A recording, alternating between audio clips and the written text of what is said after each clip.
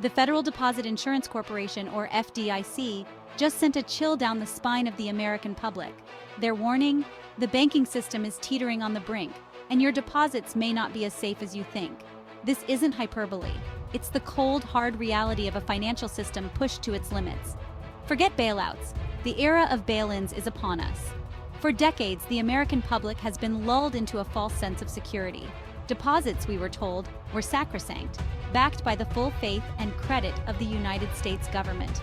But what happens when that government, drowning in debt and facing an economic hurricane, can no longer afford to be the lender of last resort?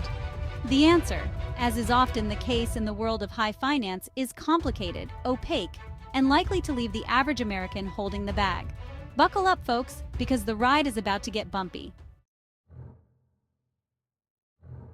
Let's talk about bail-ins, a term that should send shivers down the spine of anyone with a savings account.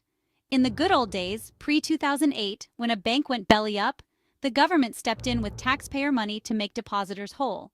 The idea was to prevent a run on the banks and systemic collapse. Those days are over. Enter the bail-in, a scheme cooked up in the aftermath of the 2008 financial crisis that essentially allows failing banks to use their depositors' money to stay afloat.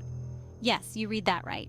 Your money held hostage to save the very institution that may have gambled it away in the first place. Here's how it works. When a bank teeters on the brink, instead of a bailout, regulators can convert your deposits into equity in the failing institution. You go from being a creditor to an owner, except this isn't some hot new tech startup. It's a sinking ship, and you're now a reluctant passenger. And who decides when a bail-in is necessary? Not elected officials accountable to the public, but rather unelected bureaucrats and central bankers operating in the shadows.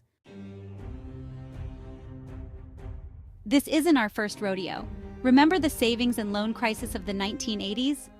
Hundreds of institutions collapsed under the weight of bad loans and risky bets. Back then, the problem was largely contained to a specific sector. Fast forward to 2008, and the rot had spread to the very core of the financial system.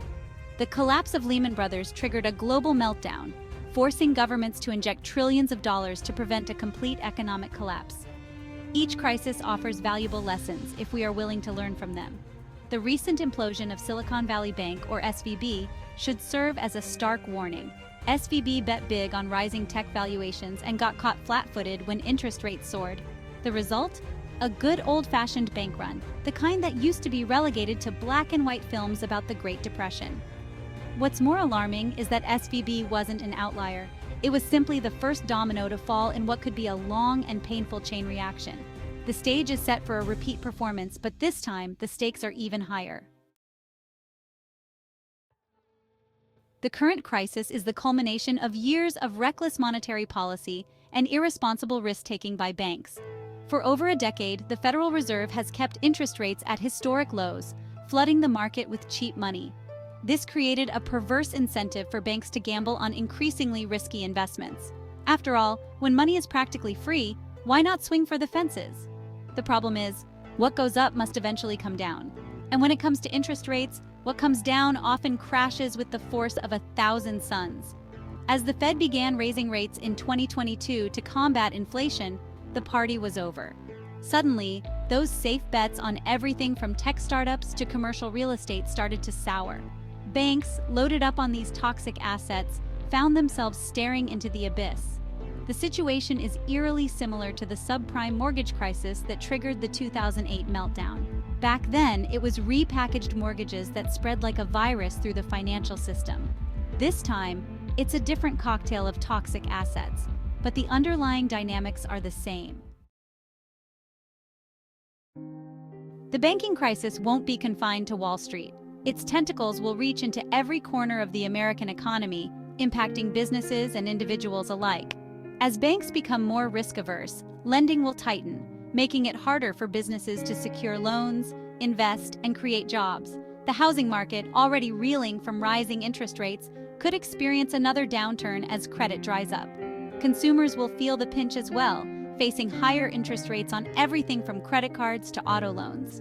Savings accounts, once considered a safe haven, may no longer be the impenetrable fortress they once seemed. The social consequences could be even more dire. Rising unemployment, coupled with a decline in living standards, could lead to social unrest and political instability. The fabric of American society, already stretched thin by years of economic inequality and political polarization, could be torn apart. This is not fear-mongering. It's a sober assessment of the risks we face if we fail to address the root causes of this crisis. The time for complacency is over. The time for action is now. So, where do we go from here? How can individuals protect themselves in this increasingly perilous financial landscape? The first step is awareness. Don't bury your head in the sand.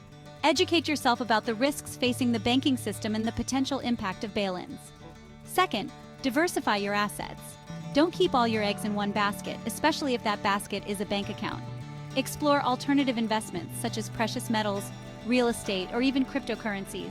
Be cautious, do your research, and never invest more than you can afford to lose. Third, reduce your debt. The less debt you have, the less vulnerable you are to economic shocks. Pay down high-interest credit card debt and consider refinancing your mortgage while rates are still relatively low. Living below your means may not be glamorous, but it's the surest path to financial security. Finally, stay informed. The financial landscape is constantly shifting, so it's crucial to stay abreast of current events and economic trends. Read financial news, follow reputable financial bloggers, and don't be afraid to ask questions. Knowledge, as they say, is power. The storm clouds are gathering, but with the right preparation and knowledge, we can weather the storm and emerge stronger on the other side.